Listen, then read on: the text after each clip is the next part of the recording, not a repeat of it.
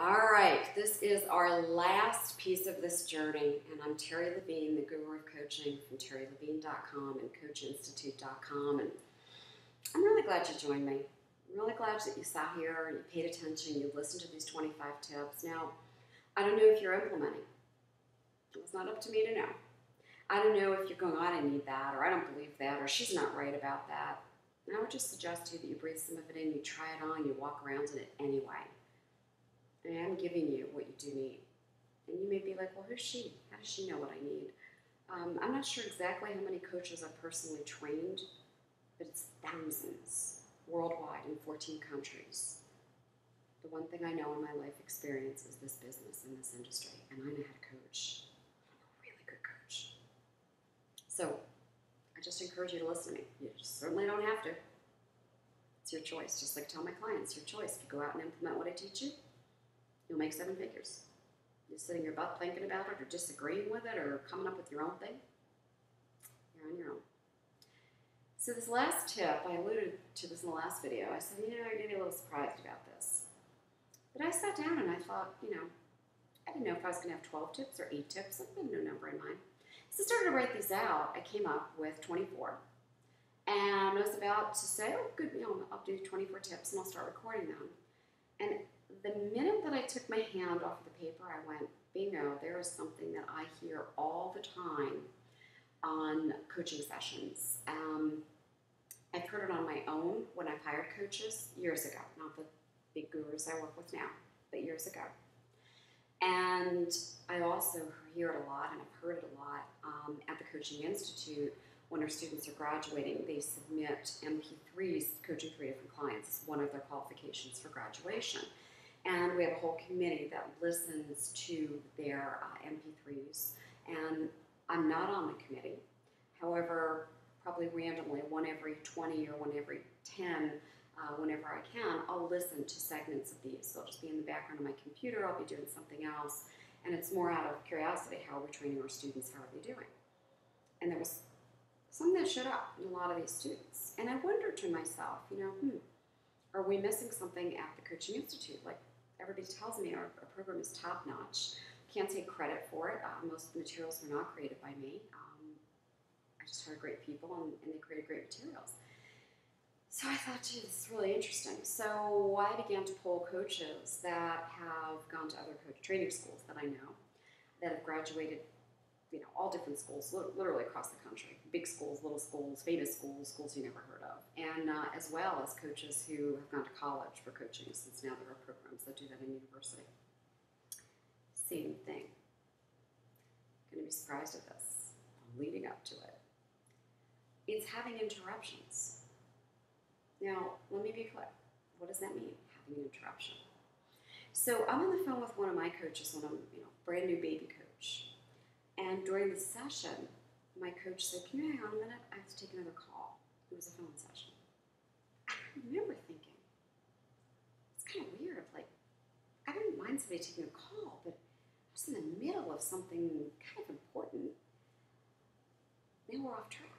And it was only a moment, and I'm sure there was some great reason for it. Maybe it was an emergency call she was expecting. I don't really know. But it threw me off quite a bit as a client. Well, here's what I hear coaches do, and I've seen it. I was job shadowing a coach at a corporate account, and the coach was in the middle of explaining vision and mission, and they were going to get into this vision and mission exercise. And the coach kind of led up to the exercise, explained everything, and then said, I'm going to just take a 2-minute bathroom break. I'll be right back. And I sat there with the rest of the team, and it was the CEO, it was 2 vice presidents, a director of operations, there was somebody from the marketing, I don't even remember, and I thought, I don't even want to make eye contact with anybody because it was very embarrassing. And the whole flow of what they just got excited about, this activity. So I'm not saying, my goodness, if you have to go to the bathroom, don't go. I'm just saying be very mindful so that you can do things without interruption. If I'm coaching a client, I'm all about a client. Let me tell you, when I do it one day at my home with my VIP clients, this is the way it works. No service person comes into my home for anything. Nobody comes into my home for anything. No one is here. It's me and that client. I don't care if the doorbell rings. We're in a part of my house we couldn't hear the doorbell in a million years. Phones are off, computers are off, nothing is going. It's me and that client. First of all, they're paying for that. They deserve that. Second of all, that's what I want to give. So now let's talk about what might be minimal interruption, because you may say, well, of course I would do that same thing. Well, minimal interruption. You're coaching your client, and you're also looking for a tool or a resource. I saw a powerful question on that. You're looking for some material. Or taking notes. Now, I used to think at the very beginning of coaching, well, it might be cool to take notes while I'm coaching a client. No, for me, it's not. I am not 100% tuned in, particularly on the phone. How can I tune into you? Now, with my VIP clients, I take notes on quick concepts, and I write it's all over the paper. They could never, people have asked me, have the paper, like you'd never be able to read it.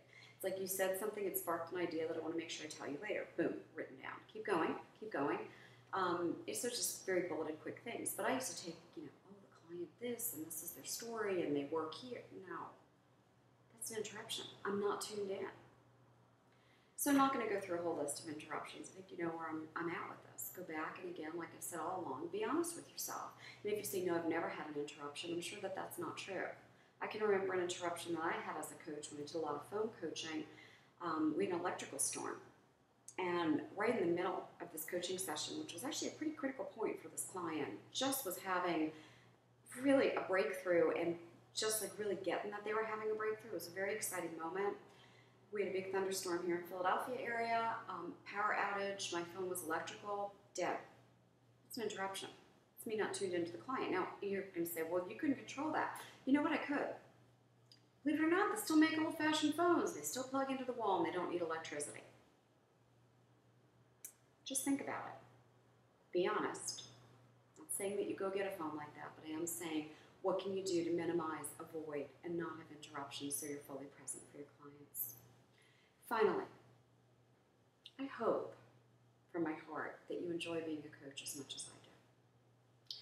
I hope that you bring great value to other people, that you share what's in your heart, that you serve them fully, that you connect with them deeply, and at the same time you create a great lifestyle for yourself.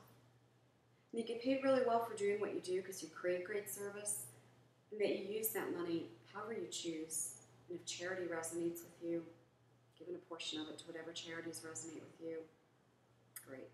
Whatever it is for you. I'm not here to tell you what that is for you. I am here to say to you that this profession is very important to me. And making it a profession is important to me.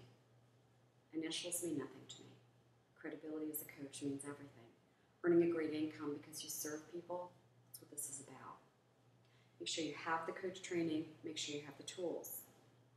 Make sure you have the best coach you can possibly afford, and have them year after year after year. Invest in books and training courses, and always be learning. And again, not just learning coaching, learning other things that go with coaching. Grow, continue to expand, create massive freedom in your life so you just enjoy your life thoroughly. This is what I want for you. So I hope you've enjoyed for free the 25 nuggets of information. I hope you'll review them more than once. And I also really invite you to share them. That's what it's all about, sharing and getting resources out there. If you want to connect with me at all, it's terrilevine.com, TerriLevine, terrilevine.com. Or you can also connect with me at coachinstitute.com, coachinstitute.com. I'm here. I'm really here to help you. If I can support you, if I can help you, I'm open to hearing from you. My entire goal is your success. Let me know if this has created value for you.